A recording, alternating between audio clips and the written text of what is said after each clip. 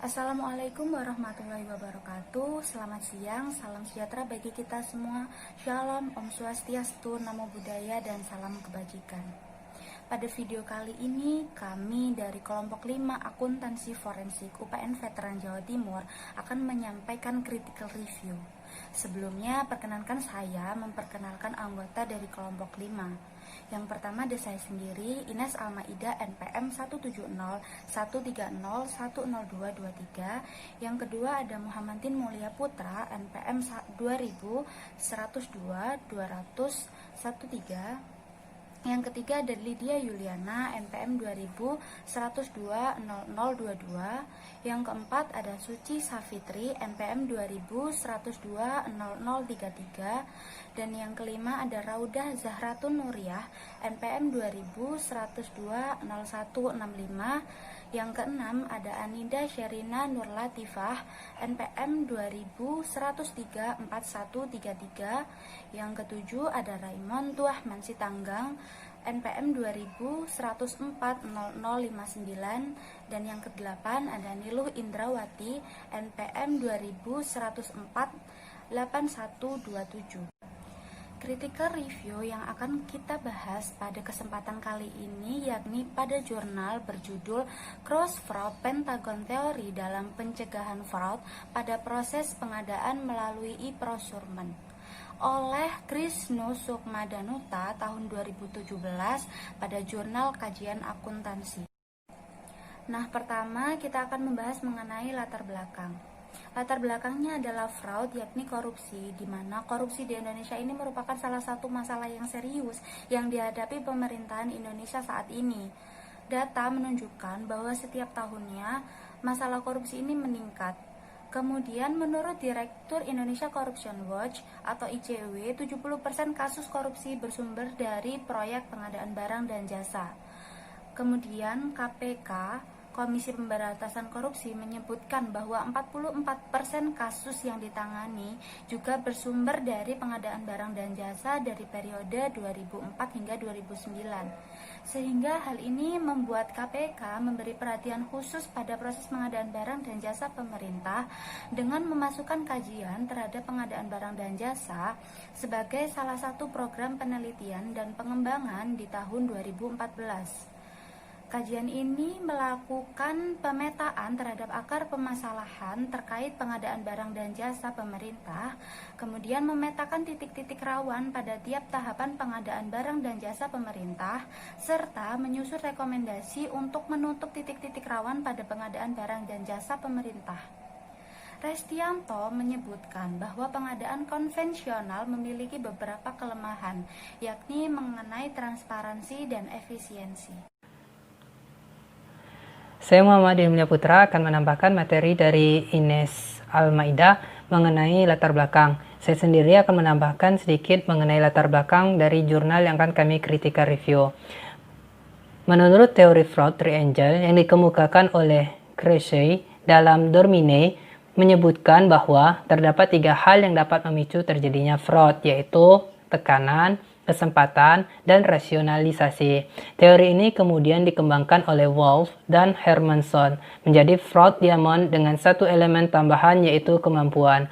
Kemudian Crowe Howard LLP mengemukakan bahwa teori fraud triangle perlu disesuaikan dengan masa ini, di mana teknologi telah berkembang pesat. Mereka kemudian mengajukan 2 elemen tambahan, yaitu kompetensi dan arogansi, yang kemudian disebut dengan Crowe's Fraud Pentagon Theory.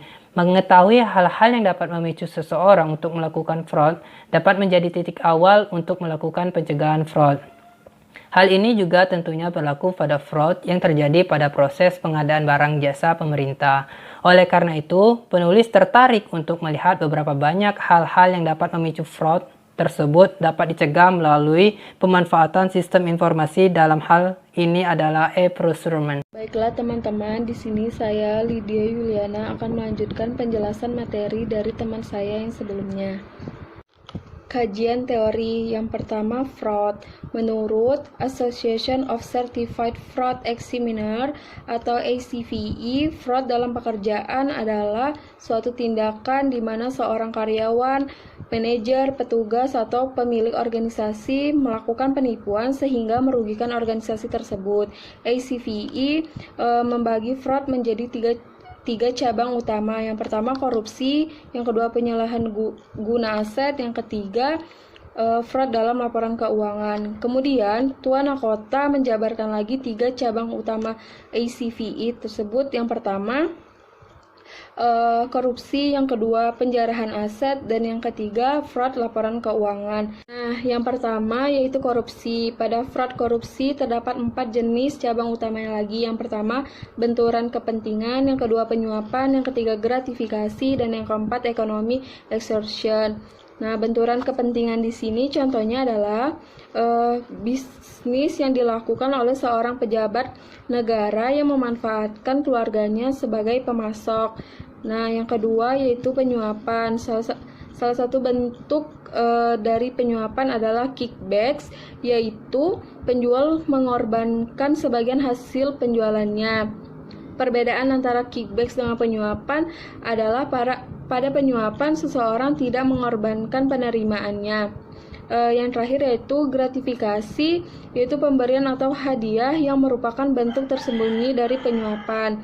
Nah, yang penjabaran kedua yaitu penjarahan aset, dapat diartikan sebagai pengambilan aset yang dengan cara yang tidak sah. Penjarahan aset dalam bentuk kas biasanya dilakukan dalam 3 bentuk. Yang pertama skimming, yaitu uang diambil sebelum masuk ke perusahaan secara fisik. Yang kedua larceny, yaitu uang sudah masuk secara fisik ke perusahaan tetapi diambil kembali. Dan yang terakhir yaitu fraudulent disbursement atau pencurian dengan cara membuat pengeluaran yang tidak sah. Nah, penjabaran yang terakhir yaitu fraud laporan keuangan. Di sini fraud ini berupa salah saji pada laporan keuangan. Terdapat 2 jenis fraud pada bagian ini. Yang pertama menyajikan aset atau pendapatan yang lebih tinggi dari kondisi yang sebenarnya, atau aset atau revenue overstatement. Yang kedua yaitu menyajikan aset dan atau pendapatan lebih rendah dari kondisi sebenarnya, atau aset atau revenue understatement. Baiklah teman-teman, di sini saya akan melanjutkan penjelasan dari teman saya sebelumnya mengenai kajian pustaka dalam penelitian ini atau teori-teori yang digunakan dalam penelitian ini. Nah, dalam penelitian ini peneliti menggunakan teori dari Crowd-Fraud Pentagon Theory, di mana menurut Marx 2010 teori Pentagon Fraud merupakan pengembangan dari teori Fraud Triangle, di mana ini menambahkan 2 elemen baru. Seperti yang kita ketahui bahwa dalam teori fraud triangle itu ada tiga elemen atau 3 persepsi mengenai munculnya fraud. Yang pertama ada tekanan, kemudian ada kesempatan, yang ketiga ada rasionalisasi. Nah, dalam teori fraud pentagon ini ada 2 elemen tambahan, yaitu kompetensi dan arogansi.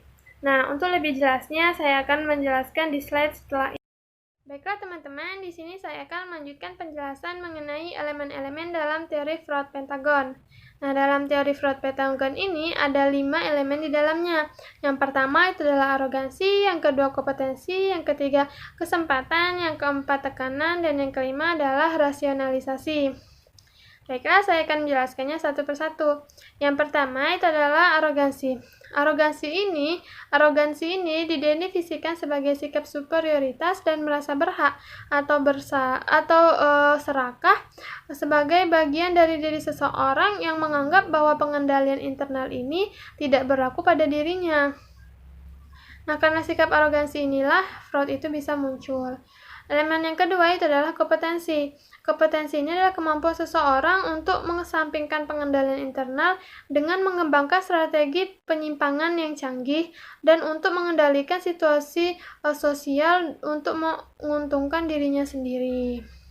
Elemen yang ketiga itu adalah kesempatan. Kesempatan ini terjadi jika pengendalian internalnya itu lemah, maka dapat menyediakan peluang atau kesempatan bagi seseorang untuk melakukan fraud.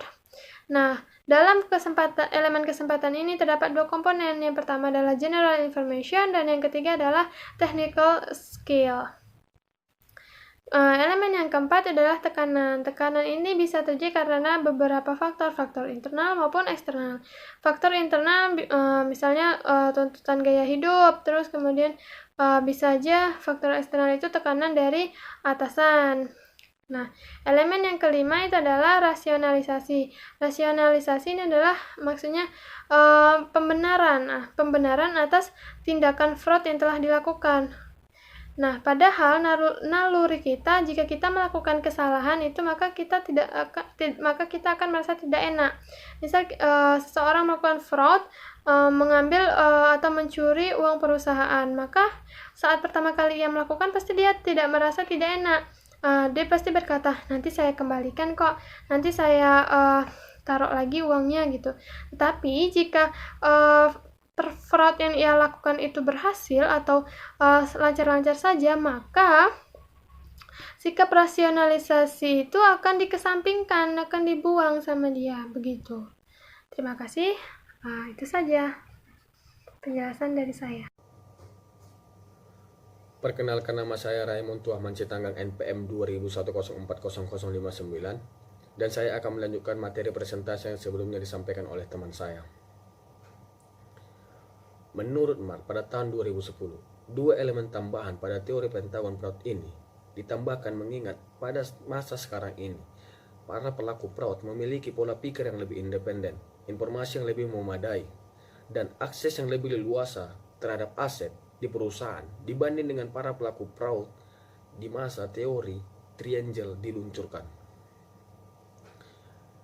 Marx menyebutkan bahwa perusahaan saat ini memiliki budaya yang mengedepankan kesejahteraan dan kepopuleran yang mendorong karyawan untuk memperoleh gaji yang lumayan dan pengakuan yang lebih besar dengan cara apapun.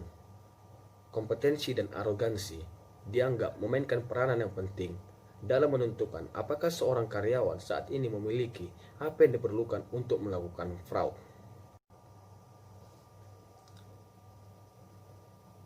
Electronic Prosman atau e-prosman atau pengadaan barang secara elektronik menurut Perpres nomor 4 tahun 2015 adalah pengadaan barang atau jasa yang dilaksanakan dengan menggunakan teknologi informasi dan transaksi elektronik sesuai dengan ketentuan. Pengadaan barang dan jasa pemerintah secara elektronik dapat dilakukan dengan e-tendering dan e-purchasing. Nama saya Anida Serina. Di sini saya akan melanjutkan pematerian dari rekan saya yang sebelumnya. Nah, di sini saya akan menjelaskan mengenai metode penelitian apa yang digunakan pada penelitian kali ini. Nah, seperti yang kita tahu ya, jika kita melakukan penelitian, ada baiknya kita itu menentukan metode penelitian apa yang akan digunakan. Nah, pada penelitian kali ini, peneliti memilih untuk menggunakan metode kualitatif dan metode studi kasus. Nah, metode kualitatif itu apa sih? Nah, metode kualitatif adalah metode penelitian di mana peneliti memiliki peran utama untuk meneliti objek penelitiannya secara alami. Nah, lalu peneliti ini juga menggunakan metode analisis pendekatan studi kasus. Nah, pendekatan studi kasus itu adalah metode yang digunakan untuk memahami kasus nyata dan berasumsi bahwa pemahaman tersebut melibatkan kondisi kontekstual yang penting dan berhubungan dengan kasus yang diteliti. Nah, selanjutnya data yang digunakan pada riset ini ada dua, yaitu data primer dan data sekunder. Data primer yaitu data yang dikumpulkan secara langsung. Nah, biasanya data primer didapatkan dengan melalui wawancara. Nah, wawancara yang digunakan pada penelitian ini merupakan wawancara semi terstruktur. Wawancara semi terstruktur yaitu wawancara yang dilakukan dengan menyiapkan beberapa pertanyaan dasar sebagai acuannya. Wawancara yang digunakan dalam penelitian ini melibatkan beberapa narasumber seperti staf urusan pengelolaan sistem informasi LPSE, auditor inspektorat, sekretariat, dan perwakilan kelompok kerja ULP salah satu pemerintah daerah di wilayah Yogyakarta. Sementara itu, penelitian ini juga menggunakan data sekunder. Data sekunder berasal dari dokumen-dokumen yang digunakan dalam penelitian, seperti panduan sistem pengadaan secara elektronik, laporan kegiatan pengadaan, dan sebagainya. Nah, metode dokumentasi dilakukan dengan cara mempelajari dan menganalisis informasi yang terdapat pada dokumen-dokumen tersebut. Nah, selanjutnya, teknik analisis data yang digunakan itu menggunakan teknik analisis data kualitatif. Teknik analisis data kualitatif mempunyai 3 alur. Yang pertama ada reduksi, yang kedua ada penyajian data, dan yang ketiga ada menarik kesimpulan. Seperti yang telah saya jelaskan sebelumnya ya, jika peneliti melakukan penelitian, ada baiknya peneliti mengumpulkan data sebanyak-banyaknya. Nah, pengumpulan data sebanyak-banyaknya ini harus dilalui proses reduksi. Nah, proses reduksi itu dapat diartikan dengan mengelompokkan, melakukan pemilihan, memusatkan perhatian, memfokuskan pada hal-hal penting, serta mencari tema dan pola tertentu dari data yang diperoleh di lapangan. Nah, dalam proses mereduksi data, tentu saja peneliti harus memiliki acuan dalam mereduksi data. Jadi, peneliti tidak boleh sembarangan dalam mereduksi data. Nah, acuan yang digunakan ini adalah tujuan dari penelitian peneliti tersebut. Selanjutnya, setelah kita mereduksi data, langkah kedua adalah penyajian data. Penyajian data merupakan sekelompok susunan informasi yang memungkinkan peneliti untuk mengambil kesimpulan. Nah, setelah kita mereduksi data, peneliti ini harus menganalisis lalu menyajikan data yang telah diperolehnya.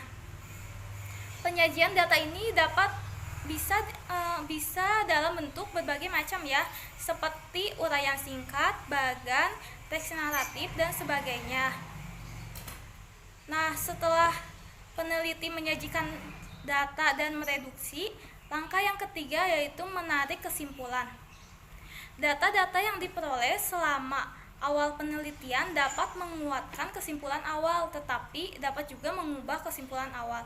Nah, diharapkan pada penelitian kualitatif ini, pada alur kesimpulan, peneliti mendapatkan temuan baru. Sekian presentasi dari saya, selanjutnya akan dilanjutkan oleh rekan saya. Terima kasih. Selanjutnya yaitu mengenai hasil penelitian yang dapat dari rekapitulasi hasil wawancara, di mana sebelum diterapkan e-procurement, sering terjadinya persaingan tidak sehat, adanya intervensi, rekayasa lelang, rekayasa harga, maupun manipulasi dokumen. Sedangkan setelah diterapkannya e-procurement, rekayasa lelang pun berkurang, keamanannya terjamin, adanya transparansi, persaingan terbuka, dan tidak adanya intervensi. E-procurement memungkinkan informasi mengenai adanya lelang diketahui oleh siapa saja dan dari mana saja, sehingga tidak membatasi penyedia untuk mengikuti lelang tersebut asalkan dapat memenuhi kualifikasi yang diminta. Dengan menerapkan e-procurement, transparansi meningkat, yang kemudian akan mempengaruhi tingkat intervensi. Adanya transparansi membuat masyarakat dapat ikut melakukan pengawasan terhadap pelaksanaan pengadaan, sehingga peluang untuk melakukan intervensi menjadi lebih kecil.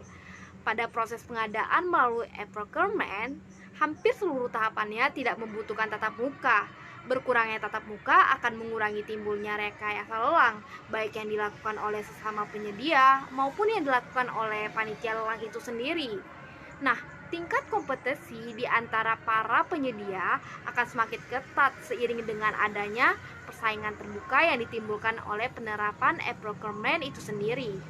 Terima kasih atas waktunya. Di sini saya akan melanjutkan presentasi dari pemateri sebelumnya, yaitu pembahasan.